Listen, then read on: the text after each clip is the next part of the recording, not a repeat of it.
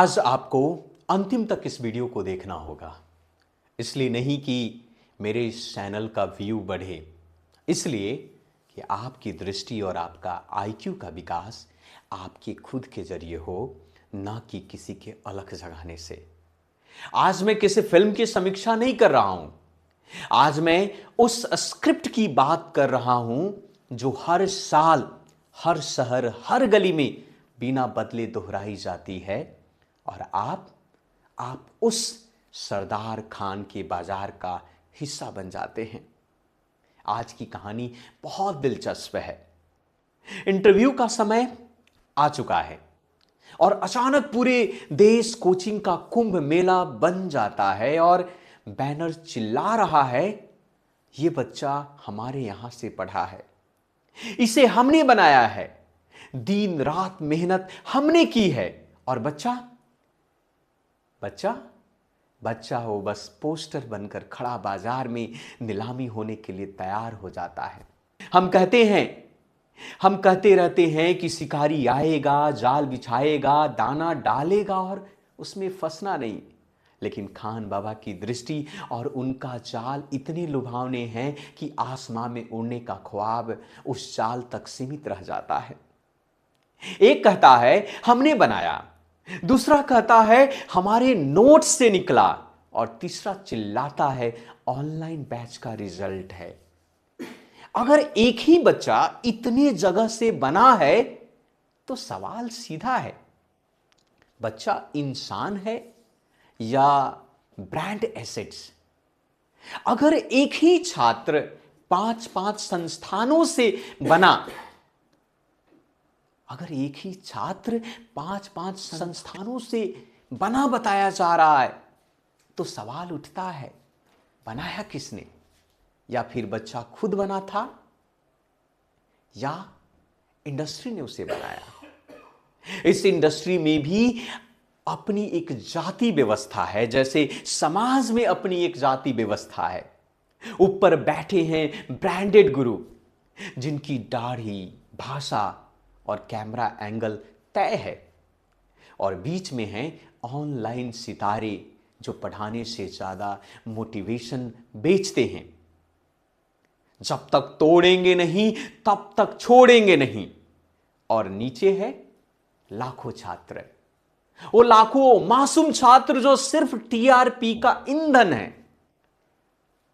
हर शहर में एक खान बाबा जरूर मिलेंगे जिनकी पहचान है तेज बोलना, भावुक उदाहरण और हर सवाल का एक ही जवाब, बेटा सिस्टम गंदा है।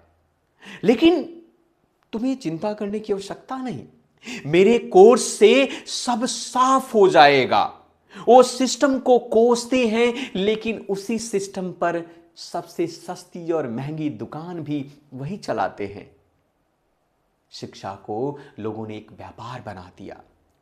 जब शिक्षा का model selection into marketing equal to मुनाफा हो जाए तो वहां शिक्षक नहीं सेल्समैन पैदा होते हैं।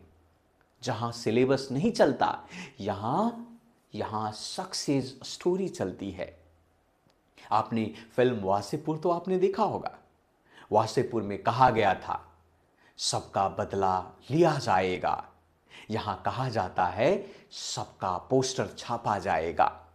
फर्क बस इतना है कि वहां खून बहता था, यहां उम्मीदें बहती है। इस व्यवस्था में छात्र इंसान नहीं, कच्चा माल है। जो सेलेक्ट हुआ वो हीरा, और जो नहीं हुआ वो चुपचाप गायब हो जाते हैं। किसी पोस्टर पर कभी लिखा नहीं होता, ये कभी नहीं पोस्टर बताता हमारे यहां से 10,000 बच्चे टूट चुके हैं, 10,000 बच्चे की उम्मीदें पूरी तरीके से समाप्त हो चुकी है। यह माफिया सबसे पहले माता पिता की कमजोरी पकड़ता है। बच्चा नहीं निकला तो जिंदगी नहीं निकलेगी, और डर बिकता है सबसे तेज। कोई नहीं पूछता, कोई ये सवाल कभी भी नहीं पूछता है कि 5 साल कोर्स करने के बाद भी क्यों नहीं निकला। क्या शिक्षक उपलब्ध थे रिकॉर्डेड रिकॉर्डेड वीडियो का माया जाल। क्या असफल छात्र भी आपकी जिम्मेदारी है? क्योंकि सवाल पूछने से ब्रांड गिरता है। शिक्षा को सर्वप्रथम लोगों ने धर्म बनाया। शिक्षा को धर्म के रूप में शुरुआती दौर में लोगों ने देखा, फिर से राजनीति बनाई और अब कॉरपोरेट साम्राज्य, जहां ज्ञान नहीं नंबर गिने जाते हैं, और ये नंबर दिन ब दिन बढ़ते जा रहे हैं। आप सोच रहे होंगे कि मैं कोचिंग के खिलाफ हूं, शायद मुझे कोचिंग से नफरत है।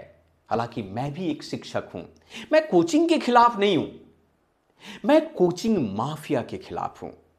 मैं गुरु के खिलाफ नहीं हूं, मैं गुरु ब्रांडिंग के खिलाफ हूं।